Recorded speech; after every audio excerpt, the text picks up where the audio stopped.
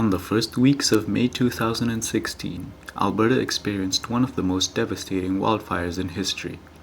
The 80,000 residents of Fort McMurray had to be evacuated due to the size at which the wildfire had grown into when it approached the town. The wildfire had many devastating consequences, including the destruction of homes and properties, and it also halted operations of the energy companies situated in the region. This video aims to bring discussion towards an implementation of a mechanical engineering innovation that could help mitigate the wildfires, especially those in close proximity to major towns. First, we must take a look at some facts about wildfires. A wildfire is characterized by its extensive size, uncontrolled nature, and the speed at which it can spread.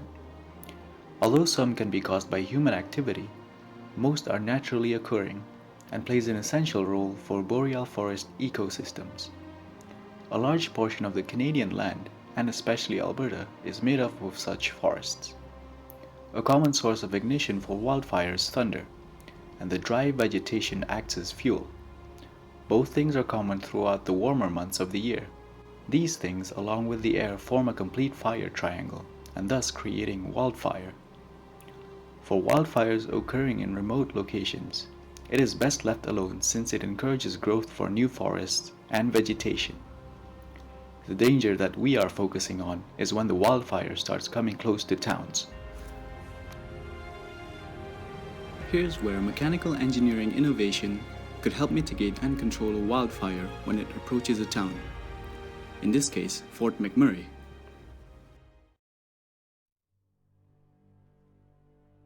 The idea is to construct a network of water pipeline that forms a sprinkler system around the perimeter of the city. These pipes will intake water from nearby rivers such as the Athabasca River that runs through the middle of the city. The water will be able to flow using powerful turbopumps fitted at fixed intervals of piping. The pipe network will form zones, which are numbered, allowing the wildfire to be contained within an area.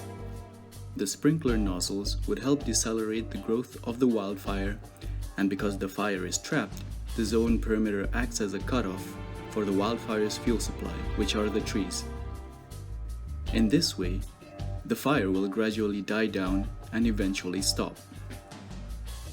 This satellite image shows the size of the wildfires approaching Fort McMurray.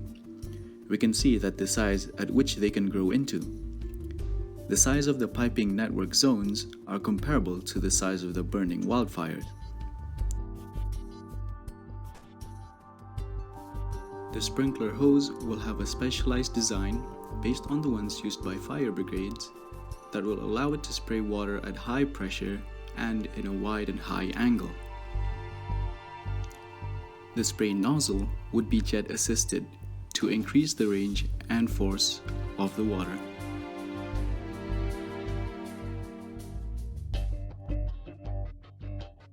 They will also have light sensors fitted on top of them to help aim at the fires. This should be effective given the circumstances because sunlight will be covered by the smoke, making the wildfire the only source of light. This is also true for if a wildfire is burning in the night. The placement of the pipes would have it elevated above the ground to allow animals or vehicles passing through.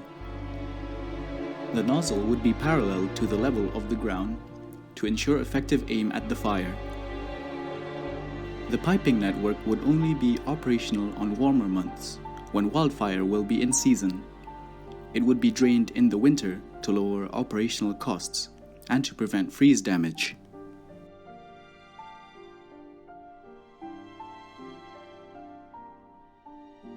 The piping network's purpose is not so that it could extinguish a fire completely, but rather to help control and contain the fire, and thus protecting the town from infrastructure damage and also lowering the probability of an evacuation.